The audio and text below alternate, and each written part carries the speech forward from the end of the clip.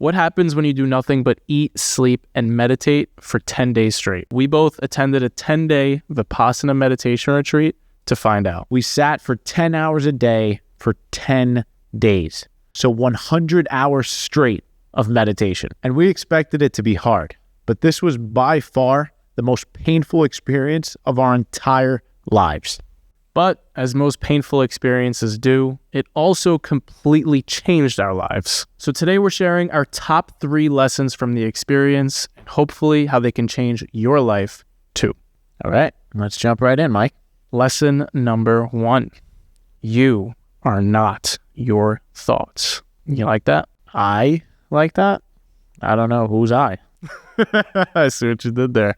So let's get into Vipassana.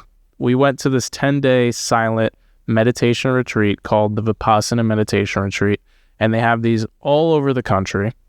And it's led by this guy who's now deceased. His name is S.N. Goenka. R.I.P. to the GOAT. And he is the GOAT. This guy is this hilarious Indian guy who is just this great storyteller. And he's the one kind of guiding you virtually through every day of this meditation retreat. And on the first day, he basically establishes why he's the guy to be teaching this. And it's because the meditation practice of Vipassana, the lessons that he's sharing throughout these 10 days, were actually passed down all the way from the original Buddha. So do you know the story of the original Buddha? Kind of, but remind me of it. So the original Buddha, like some how rich Buddhism, dude, right? Yeah, his name is Siddhartha Gautama. And basically, I think it's over 2,000 years ago, like before Jesus' like time. He was this dude who was born into this wealthy family, and he basically was unhappy, and he had this inkling that this material world and these material riches were not really the source of happiness. So he decides to leave his village, leave his family. He finds a tree, and he says, I'm going to sit under this tree, and I am not going to stand up or get up until I reach enlightenment. And so I don't know the exact details. I don't know how long he stayed, but he stayed there for a really long fucking time. And he, as the myth goes, reaches enlightenment. And basically the way he reached enlightenment, according to Goenka, was through this Vipassana meditation technique, which we'll get into throughout this episode.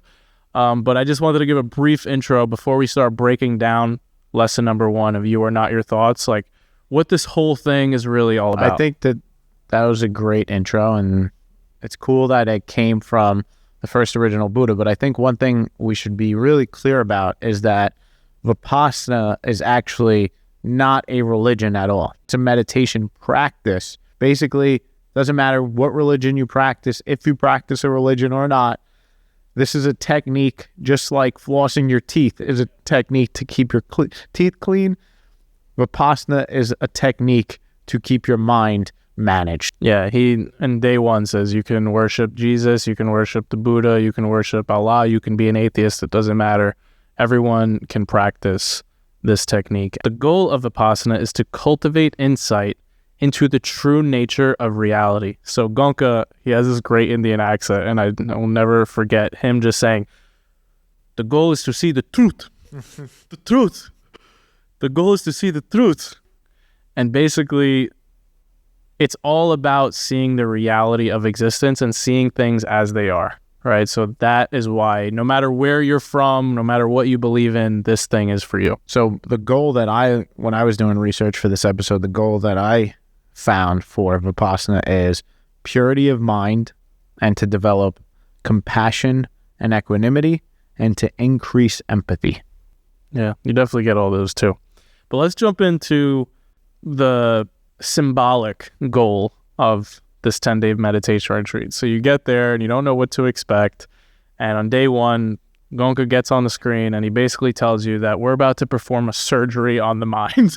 And so you're already scared, but then you hear that and you're like, oh boy, what does that mean? And so over the course of the 10 days, the first 3 days are allotted for a different type of meditation, not Vipassana. It's actually a different technique called Anapana. And Goenka is saying in order for us to perform surgery on the mind, in order to get deep enough into our mind and take out all of the misery that lies at the very root, first we have to sharpen our blade. First we have to sharpen our blade of awareness using this Anapana technique. And so, do you remember what the Anapana technique is? Yep. It's basically just paying attention to the little piece of skin in between your nose and your upper lip. The bottom of your nose and the top of your lip. Yep. So paying attention to the basically sensation. Where your mustache would be. Paying attention to the sensation of the breath going in. I think at first it's only going in. First, your goal is to focus just on this one area, right, where your mustache would be, just focusing on the breath in that area going in and out. But then eventually by like day 2 and 3, you're supposed to start feeling sensations in that area without the breath, like tingling sensations. Yeah. So once you get to sharpen your blade enough. Which is insane, right? Think about what we're saying here. We're saying for 3 straight days, for 10 hours a day, you're focused on this little area that's about 2 inches wide, right? All of your attention and energy, you want to go on that thing. And it sounds so simple, but how complicated is that actually? Jeez, bro, it was so hard. I mean, especially if you're a beginner meditator or you've never meditated before and you're going into this shit, day 1, you realize, okay, I'm actually insane. I'm actually clinically insane and I should be at a mental institution, because when you sit down for that long and your only goal, you take out all the emails, all the text messages, they take your phone at the beginning of the retreat. You actually can't even have a journal. You can't even write or read. The only thing you have is your mind for 10 days. You voluntarily put yourself into solitary confinement. Exactly. Because another thing that they practice is something called noble silence, which means not only can you not speak, but even looking at people in the eyes is against the rules here. And no writing, like you said. You can't get anything in your head out of your head, basically. So you're stuck in there. And so it's basically training you to go through the thick of it with whatever your thoughts are producing. And so you sit there at first and you're trying to do this, and maybe you can focus on it for 3 seconds, and then your mind produces another thought and you're off thinking about butterflies and what you're going to do when you get home. Wow, and you got nice thoughts if you're thinking about butterflies. No, really what you're thinking of is, I can't believe I'm actually here right now. I can't believe I decided to do this. Well, what did I get myself into? This feels like a cult. My thoughts on day 2 were basically visualizations of me running to my room, finding my car keys, and just escaping. I thought about that every night. Every night I would literally fantasize about like almost like a movie scene, just breaking out of my little room and finding where the car keys, they hid all of our car keys and phones, and like stealing it in the middle of the night and just dipping because it was so terrible. There's 2 things that really suck the most about it. One is your mind is nuts. And you don't realize it until you sit that still for that long. Like how many different directions it's going. It's literally like a freaking hurricane. Well, it's a hurricane. Well, there's been studies done where they say that we have about 60 to 80,000 thoughts a day, which is a lot of thoughts. And most of us really don't realize that we have that many thoughts because we're so engulfed in our life that we don't really sit and try to watch these thoughts come and go. But when you're doing this for 3 straight days, you're like, holy shit, I definitely have 60 to 80,000 thoughts going through my head every single day. So you go from being able to focus on this little mustache area for like 3 seconds at a time before the thought pulls you, before you start thinking about leaving. Then you could do it for maybe like 10 seconds. Then you start doing it for like a minute. And then by day 3, I was getting close to like the full hour, maybe not the full hour of sitting, like because you sit for an hour to 2 hours at a time. I couldn't do it for 2 hours straight. That like after an hour and a half, my legs are on fire to the point where there's no way you can find peace until maybe day 8 or 9. But yeah, eventually, as Goenka says, your mind gets sharper and sharper and sharper, and it gets to the point where time really starts to slow down. And even when you're laying in bed at night, you're still practicing, because the goal is to keep practicing that awareness all day long. And so do you remember the raindrop story that you always tell? Well, that raindrop story is actually the story that got me to sign up for Vipassana in the first place. So when I first broke my jaw and was out of work for 3 months, I started practicing meditation just on the apps and stuff, and I like got my introduction to it. And then I went back to my corporate job, and I met this woman who was like a very spiritual woman. And I told her that I had gotten into meditation, and she's like, "Oh, that's amazing, Nick. That's really great. My husband is also a big meditator. He's gone to this Vipassana meditation retreat." And I'm like, "Oh, really? What's that?" She goes, "Well, it's a 10-day silent retreat." And my husband just talked about how life-changing it was for him. He told me that at one point when it was raining at the retreat, it was almost as if time slowed down and he felt every single raindrop going down his skin. And I was like, wow, I need to do this thing. That sounds incredible. And that story inspired me to just take the leap of faith. When we quit our jobs and we had this now time where I didn't have to take off from work or anything, like I was like, all right, I got the time now. I'm going to go dive into this extremely scary but exciting opportunity to go sit in silence for 10 days and try to slow down time. Yeah, it's awesome. And then you inspired me to go, and now here we are. Yeah. So back to lesson number 1 of you are not your thoughts.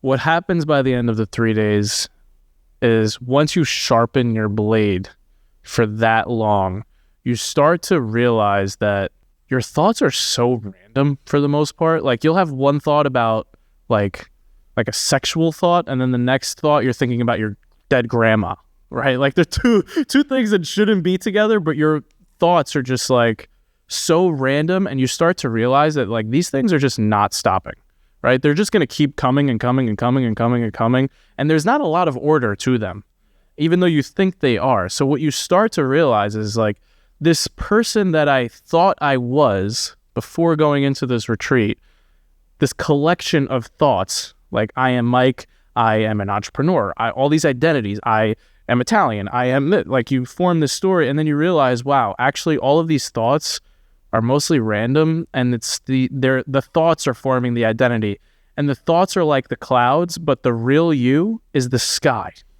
You are the awareness behind those thoughts. And the more you practice that Anapana meditation, focusing on that little mustache piece, the more you separate from all these flying thoughts going 1,000 miles an hour, and you realize like, okay, my thoughts are not actually me.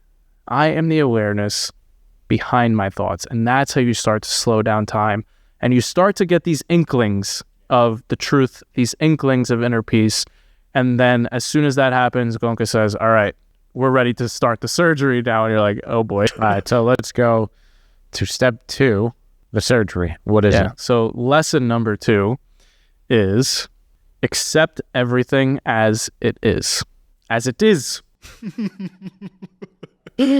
So you sharpen your blade. Now he's like, all right, it's time to start the surgery. Now we're done with Anapana. We're going to do some real Vipassana shit. So what Vipassana is basically, the simplest way to put it is a body scan. So you have this blade that you've sharpened, this ability to focus your awareness like a magnifying glass pretty much wherever you want, because it's all you've been doing for 3 days. And now he's saying, I want you to harness that ability, this new superpower, and I want you to start scanning from the crown of your head all the way down to your feet and then back up. And I want you to do that over and over and over and over again. And he'll just keep repeating, just observe, just observe, just observe, just watch. Don't do anything, do nothing at all, just watch. And so basically you're using your attention to just scan and feel the actual physical bodily sensations that you're experiencing in that moment, whatever it is. But this is where he introduces this concept of equanimity. So for the first 3 days, you're practicing awareness, the ability to harness your attention and your consciousness. In this next 7 days, the real surgery is practicing equanimity alongside that. So what equanimity is a fancy way of just saying acceptance. And he says that these two concepts of awareness and equanimity are like the two wings of a bird for inner peace. And they're the two core pieces that you need, and you need both of them happening at the same time. To me, I define equanimity in my common man tongue as a level-headedness. Basically, it's just like when you think about just being level-headed, it means when good things are happening, you never get too high, you just stay level. And when bad things are happening, you never get low, you just stay at that level. Yeah. That to me is equanimity. It's being level-headed throughout everything in life. The good, the bad, just staying there. And if you can really harness that power, it's going to prepare you for what life has in store. Because as we know, life throws us curve ups and downs, right? There's fastballs, there's curveballs, there's all types of pitches that are going to come our way. And the more we can be level-headed and prepared for everything, the more we're going to be able to handle what's to come. Yeah. And this Vipassana retreat is the ultimate training ground, because 10 days is a lot of time to do absolutely nothing. It actually feels like an eternity. Like, seriously, when I was there and I was on like day 8, I was like, holy shit, I feel like I've missed out on like an entire month of my life back home. It like really feels longer than 10 days too. Like, it is 10 days is a long time, but it feels literally like a month. Because there's no distraction. That's the thing. It's just you and your mind, and that's it. Yeah. So the reason why it's such a good training ground is your mind it's so used to stimulation. It's not used to doing nothing. And so your mind is like, the way that Goenka describes it is just really two things that are fueling your mind at all times and create all the misery that you feel. And those two forces are craving and aversion. And they're two sides of the same coin. Either your mind wants something that it doesn't have, or it wants to get away from something that it's experiencing. So it's either wanting something or avoiding something, craving something or averting it, right? So when you're sitting there, or when you're in this meditation retreat, so badly you're craving pleasure, you're craving connection, you're craving wanting to go home and like just eat your home-cooked meal, or just talk to someone, or have eye contact, or sleep in your bed, or take a nice shower the way you want to take it. Like, you're craving the pleasures of everyday life. And you're also averting being there. You're just like, I need to get the fuck out of here. Like, I need to leave this place. I hate it here. And so that's training ground number 1 of accept where you are. You're not leaving. You got to just surrender to where you are now. But then the even deeper training ground is the actual sitting. How painful is the sitting, bro? Yeah, I mean, when you're sitting for hours straight with your legs crossed, your back starts to hurt, you lose feeling in your legs, and that's actually all part of the plan. Exactly. And the plan is that when you feel... So, really, Vipassana is about the connection between the mind and the body, and observing physical sensations to get to the reality of truth, like you talked about. And when you have those burning sensations in your legs, right, that is a physical sensation. And what you're taught is to use that observation to go to the burning, and rather than try to push it away like we usually do, like, fuck, I got to move my leg right now, I got to stand up because it's burning. It's just so bad and so horrible. You sit with that burning and you literally just observe it. And what you notice is that if you sit with it long enough, if you can get over that hurdle of, fuck, I got to get out of here, and you sit with it, you realize that feeling changes. And that is the reality that we're trying to unlock here, which is that everything is constantly changing, and not to cling to things and push things away and try to move towards them, but to accept what is and work with it. Yeah, the whole concept is based around this truth that nothing is permanent. That's basically what you're trying to be taught, but through your own real life practice. So what better way to find your truth than by sitting down with yourself, going inside your body and feeling what you physically feel? Yeah. Right? That's why it's non-sectarian. That And I think that's why it's really grown in popularity, is because of this exact thing that you're talking about here, which is there is no doctrine that you need to follow or read or believe in to practice this thing. It really is like you are the doctrine. Your own body, your own feelings, your own sensations will lead you to your own personal truth. And that's a really powerful concept. The sitting is really painful though. Like I remember like the visual that I had and still have like burned in my mind is after like 40 minutes, I would always know when I hit the 40-minute mark, always. You don't have the timer, but I had my own mental timer because it would start to feel like someone was literally like with a lighter and starting to just slowly burn my legs with a fire, like an actual flame on my legs is what it starts to feel after 40 minutes. And the first few days I broke. I would have to move my legs. I couldn't do it. But I would get like to 42 minutes and then 43 minutes and then 44 minutes.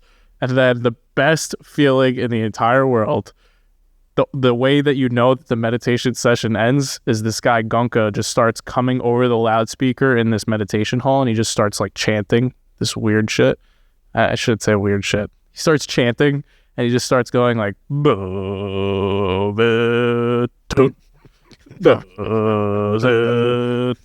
best sound. And you're just like, oh, yes, I can finally relax. Oh my God, it's better than an orgasm. So really basically, is. You're craving that sound. Yeah, unfortunately, yeah. In the beginning, you're basically like kind of negating everything that you're practicing because you just can't wait to be relieved of that pain. But then, like I said, the more you practice and the more you start to really understand the concept of the teaching, which is like, I shouldn't be craving the end. Like the whole thing is about total surrender to what you're experiencing and attachment being the root of all suffering. These cravings and aversions being the root of all suffering because you never keep what you want even if you get it, right? So let's say you want something and then you get it, you're not going to keep it. So you're bound to just keep setting yourself up for misery unless you just come to this truth that nothing is permanent. And sometimes you'll feel good and sometimes you'll feel bad. And the crazy thing is, it's like by day 6 or 7, the opposite starts happening because you've gotten so deep and so good at this practice. You start feeling like electricity coursing through your body, right? Like you don't even feel the fire anymore. You feel like you're turning into God. Like slowly but surely, you feel like this amazing, beautiful energy just free flowing through your entire body. And it's euphoric. And once again, you have to say, this too shall pass and not give into that high, right? So it's just accepting the highs and the lows. And it's this weird journey. Like every day is different, but every day you have the same goal. Accept everything as it is. That is really the key to peace. Accept when things are great, but know it's going to pass. Accept when things are bad, know it's going to pass. Just accept everything as it is. It's a really powerful concept, and learning it through your own body, like we said, is a powerful way to ingrain that into you. Yeah. Let's get some comedic relief in here, though. What were some of your funniest Vipassana stories? Because I have some funny ones. So Vipassana, a lot of people go to Vipassana when they're really struggling mentally, and a lot of people can't handle it, and people will literally leave and quit, which is sad and sucks. And then there's people that fight through it and sit in the room. And so the way the room is split up is there's half the room is women on that side and half the room is men on this side. And one day we were in like day, I don't even remember now, it was probably like midway through. And all of a sudden, as we're meditating, you just hear a woman start screaming at the top of her lungs, like, ah, ah. And we're just like still trying to practice. Accept everything as it is. Accept this, accept it. And basically one of the workers had to like come and get her and escort her out of the room. Damn. That's not really that funny. That's kind of... It's definitely not funny, no. I got a funny one. All right, so what's your funny story? So, gas. Gas is a funny thing. So, I actually went back to the Vipassana retreat, and Vipassana is free, by the way. It's pay what you want, basically. So it can be free if you want it to be free. But at the end, basically, you're supposed to donate or pay based on the value that you got or what you want to give to this community. So it's basically run by this community of volunteers that are all trying to do what's right in the world and increase human consciousness. So I didn't donate the first time because we had just quit our jobs, and I actually went for free, and I was like, I really don't have the money to pay for this thing, but one day I'm going to pay it forward, and I'm going to come back and I'm going to volunteer my time. So I did go back and I volunteered my time, and you still sit in the meditation hall. And I was with this other kid who was volunteering with me throughout the day, and this kid had some type of gastro problem. I don't know what his deal was, but I would try to sit there and accept what is, and every 2 seconds, well, he's like imploding. His stomach is imploding next to me for like every single time we're sitting there, and it's driving me insane. I'm like, I know I'm supposed to be equanimous right now, but like I have a pet peeve about like people making weird noises with their mouth and shit. And so he would just burp and then make all these noises, and it was driving me insane. But eventually I like found my way through it. But then another gas story. This one's much funnier. I think this is when we went together. Is it? Yeah. So Yeah, it is. because that's what made it even harder not to laugh. Yeah. So after you attend a 10-day retreat as a new student, then you're now considered an old student and can go back to Vipassana for 3-day courses or 1-day courses. And Mike and I went back for a 3-day course, I think it was, and we were sitting in the room and we're all meditating, and all of a sudden, like, it's obviously very quiet because everyone's sitting in silence, and someone farts really loud. And at first, everyone is like trying to remain equanimous, not make a big deal of it. But then one person cracks. One person goes. All you hear is. So then I go, and then you hear another person go, and then slowly but surely you just hear. And everyone's trying so hard to hold it in until nobody can hold it in anymore. And there's like 100 people in this meditation hall just dying laughing. And the instructor now gets tight. He's so pissed. And my gosh. Demands order. Yeah. And then everyone kind of gets back to getting back to the meditation, but it was a good moment of comedic relief for sure. Man, that was so funny. Yeah, we're all literally 5-year-olds deep down inside. All right. So we got lesson number 1, all about awareness. You are not your thoughts. Lesson number 2, all about equanimity and acceptance. Accept everything as it is. The law of impermanence. Don't get too high. Don't get too low. Accept everything as it is. Now, let's fast forward all the way to day 10 of this Vipassana retreat. What happens on day 10?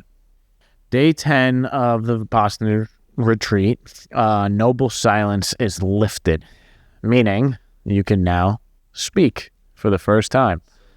And it is very weird to hear your voice again. And it's even weirder to see the people that you've been bumping into all week and hear what they sound like. Because during that 10-day process, you look over at people and you basically start becoming a movie director and writing an entire, or a movie producer, and writing an entire script in your head about the way this person leads their life, what they do for a living, how they sound, just all this crazy shit, where they live, all this stuff. And then you realize that like 99% of the time you're completely wrong. And I remember one specific guy that I looked at, he looked like a biker dude, like hard biker dude, just badass. And I remember him opening his mouth and him being the just like most sweetest, gentle guy in the world, who ended up living in a van and traveling around the world in his van. And he was just on a spiritual journey and not a hard ass biker dude at all. So one thing it got me to realize is how often we make assumptions about other people before even knowing anything about them. 100%. Same thing happened to me. But I remember the moment that I spoke again, like the exact moment that it happened, it almost felt like there was a delay. Like I spoke and I was like, this feels so weird. Like to hear your voice again and to feel the feeling of communicating like again is indescribable. Like you really can't describe what that feels like. It's so strange. Like it feels like a stranger just said that. You know what did you experience that too? Like it feels like it's not even you speaking. It's like, what was that? And then you start connecting with people again and you're like, it's so like the reintegration period is so weird. And that's what lesson 3 is all about. Lesson 3 is all about don't take anything personally. That's the final lesson that this thing has taught me and I think has taught us. Because how do you think it taught you that lesson, or why? I remember, so you finish the 10 days. First of all, you feel about 30 pounds lighter. You feel like you literally have shed 30 pounds of weight. And you're just walking around feeling, not physical, by the way, like spiritual weight, but you do actually physically feel lighter. It's weird. So you complete your surgery. And then one thing we didn't mention was you finish with the metta loving kindness meditation. And he calls that the balm that you put on the surgery, like the cream to kind of just be like, all right, you're okay now. And then you go back out into the real world. So you finish this thing and you feel great. You feel lighter.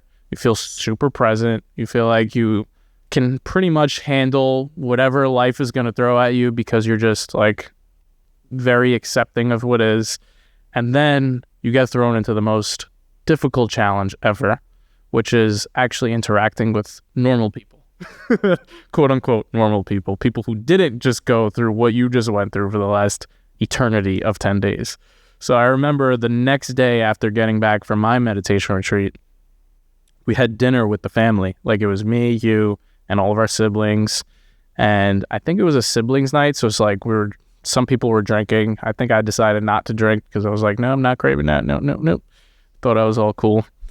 And then I remember just sitting there and just watching the same way I was watching during the meditation retreat, just watching people interact and talk and communicate and how their minds were just going. And I watched them gossip and talk shit about people and start complaining about stuff. And I just thought to myself, like, I wish they went through what I just went through. I wish they saw the truth of how their mind really works. And so from that moment forward, I mean, obviously I'm not perfect and it's like, I need to go back to a Vipassana meditation retreat to get the refresher on all this shit. But for a long time, I was doing really well and not taking anything personally, because you realize that anything that these people that you're interacting with are dealing, any hate that they're spewing, any negativity that they're putting on you is all going on inside their crazy mind. And once you realize how crazy your mind is by going through this 10-day retreat, you realize like everyone is crazy. Everyone has their own version of crazy going on in their mind. And nothing that they say to you has anything to do with you. It has everything to do with the craziness and the lack of equanimity that they have inside their heads. Sure. So that goes back to what I was saying was the original goal of Vipassana, of developing compassion and empathy. Because now that's exactly what you're explaining, right? It's realizing that you're putting yourself in other people's shoes and realizing that they have these burdens that are going on inside of their selves. Everyone is fighting this battle that we know nothing about. And then that is causing them to respond to the world in the way that they are. And it's not something personally to attack us, but like you said, something going on within ourselves. And by going through that experience, by doing that surgery on yourself, you know that you're not just some special human that doesn't do this. Like, you saw it in yourself. And therefore, if you do it in yourself, probably every other human has it as well. So it allows you to tap into that compassion and that empathy a lot easier. 100%. And I think another thing that it teaches you is that you alone are responsible for how you feel. Like, you alone are responsible for how you feel. Everything that's going on inside your mind, all the thoughts that are making you feel certain things, by going deep within yourself for those 10 days, like that's one of the biggest takeaways, is that nothing they say or do has anything to do with how I feel. How I feel has everything to do with what's going on inside of me. Didn't you say there's a story about 2 arrows? Yeah, Goenka tells the story of 2 arrows. So he says, whenever a painful event happens in your life, it's like getting shot with an arrow, and it's painful when it hits you. And what most people do is they react even more negatively to that pain, and then they shoot a second arrow into themselves, and now they're walking around with these 2 arrows. When really, when a negative event happens to you and that arrow hits you, rather than shoot yourself with the second arrow, just pull out the first arrow and now move forward with no arrows in you. You don't need to double your pain by dwelling on it. That's like the story. So it's like, if someone is talking shit to you, you don't need to shoot yourself and react negatively to it and start diving into this story, start buying into this bullshit story of identities and ego and all that. Just come back to yourself. Nothing to do with me. I'm all good here. Accept everything as it is. Yeah. And you were also mentioning to me some scientific studies. Oh, yeah. That really bring everything that we experienced to life, but through science, right? Yeah, so what's that about? Believe it or not, science proves that this specific form of meditation will actually physically rewire your brain. So one study used a functional MRI and an EEG to find that Vipassana practitioners, Vipassana is this specific type of meditation, had greater activation in the prefrontal cortex and insula. And another study, this one in the Journal of Cognitive Enhancement, showed that Vipassana led to enhanced gray matter density in areas associated with sensory awareness and the regulation of emotions, providing physical evidence that the practice leads to actual structural brain changes. And one more study, because it's insane, the Journal of Clinical Psychology found that participants who completed a 10-day Vipassana retreat reported significant reductions in stress, anxiety, and depression, along with increased mindfulness and well-being. But here's the kicker. Participants maintain those benefits in follow-up assessments indicating long-term effects. So you go for 10 days and you don't just feel better for a while. That shit is impacting us years later. Like, you're physically rewiring the brain, making very, very lasting changes because you're performing this surgery of the mind that's going so deep. Yeah. All right, so let's wrap this up. 3 lessons. So lesson number 1 is you are not your thoughts, and it's all about awareness. Lesson number 2 is accept everything as it is, and it's really about this concept of equanimity, keeping a level-headed mind through the ups and downs of life. And then lesson number 3 is really to not take anything personally, and it's really this concept of having empathy and compassion for others, and realizing that everyone is acting out of their own level of consciousness at that moment in time. And if you want to learn more about Vipassana, or if you have any questions for us about specific things about the retreat, like where you can find them, or even what you eat at them, or just any random questions that you're interested in, just let us know in the comments, and we'll make sure we respond to every single one of your questions and give you the info that you need to take that leap. I highly recommend taking the leap. I think it was by far the most transformative experience of our entire lives. I would agree. I think it's definitely, I'm not going to lie to you, I'm not going to sugarcoat it. It is a scary experience. It is the most painful thing we've ever done. There's no doubt about that. Not easy, and it will definitely take you out of your comfort zone. But as we know, when you get out of that comfort zone is when you experience the most growth. So if you're looking for that growth, I would definitely recommend taking the leap, like you said, and trying a Vipassana meditation retreat. And before you go, if you're into this meditation stuff, mindfulness stuff, you'll probably also like this episode right now about staying present 24/7. So there's 3 life hacks that we can use in everyday life, so you don't have to go to a 10-day Vipassana retreat to be more present in everyday life. So you can check that out right now. All right. Good job, bro. Take care. Brush your hair. Peace. Shout out to Kuj. Later.